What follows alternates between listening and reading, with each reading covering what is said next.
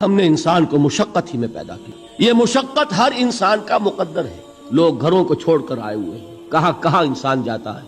یہ اس دنیا میں محنت اور مشقت، ہاں ایک مغالطہ ہو جاتا ہے کہ شاید یہ محلوں میں رہنے والے جو ہیں انہیں کوئی مشقت نہیں، انہیں کوئی دکھ نہیں، حالانکہ حقیقت یہ نہیں ہے۔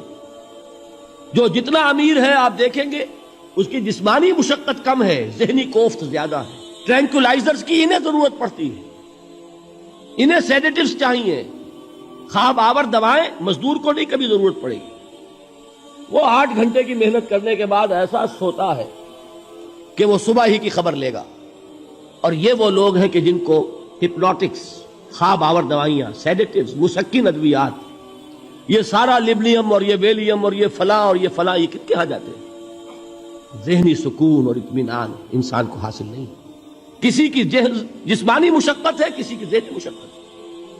میں آپ کو یاد دلانا چاہتا ہوں مہاتما گوتم بدھ کا معاملہ۔ 30 برس کی عمر میں کپل وستو کا شہزادہ محل کو چھوڑ کر نکل گیا، جوان بیوی کو سوتا ہوا چھوڑ کر گیا، شیر خوار بچے کو چھوڑ کر گیا۔ راجدھانی میں رہنے والا محل کا باسی، جسے یہ معلوم ہے کہ باپ کے بعد مجھے یہ سلطنت ملنے والی ہے، کیوں گیا؟ کبھی کبھی آپ نے سوچا؟ اس نے انسان کے غم اور دکھ کا مشاہدہ کیا۔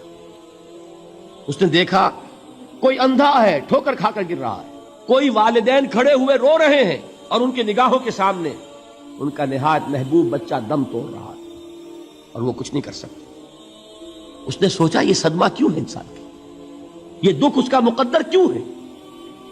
اس صدمے سے، اس دکھ سے نجات پانے کی بھی کوئی شکل ہے کہ نہیں ہے؟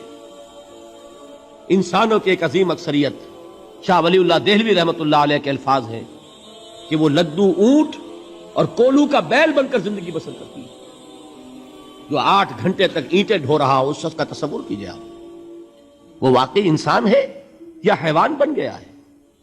اور 8 گھنٹے کی اس محنت کے بعد بھی ہو سکتا ہے کہ 2 وقت کی روٹی اسے پوری نہ ملے۔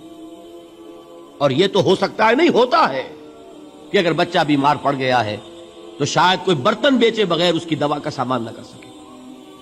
ایسا شخص کتنے بوجھوں تلا دبا ہوا ہے، کتنی مشقت کے اندر پسا ہوا ہے۔ لدو اونٹ اور کولو کا بیل انسانوں کی عظیم اکثریت کی سطح پر زندگی بسر کرتی ہے۔ لیکن آپ کو معلوم ہے کہ کولو کے بیل کے لیے مشقت ہی مشقت ہے، اس کے احساسات لیے نہیں ہے، جو کہ ان سے انسان کو جو صدمہ پہنچتا ہے۔ ایک بیل کو اس سے کوئی غرض نہیں کہ اس کا کوئی بچہ بھی تھا کہ نہیں تھا، اس کو کوئی بخار ہوا ہے یا کیا ہوا ہے، اس صدمے سے وہ بیل بچا ہوا ہے۔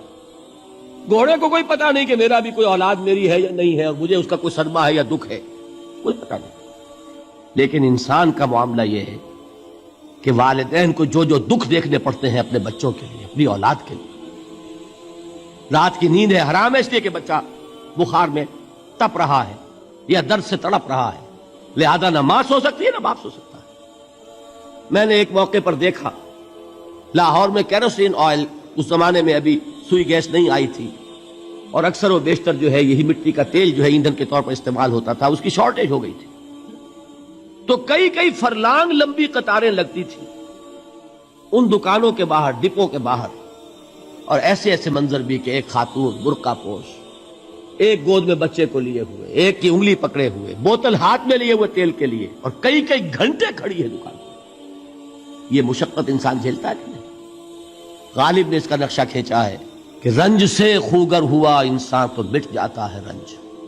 مشکلیں اتنی پڑی مجھ پر کہ آسان ہو گئی۔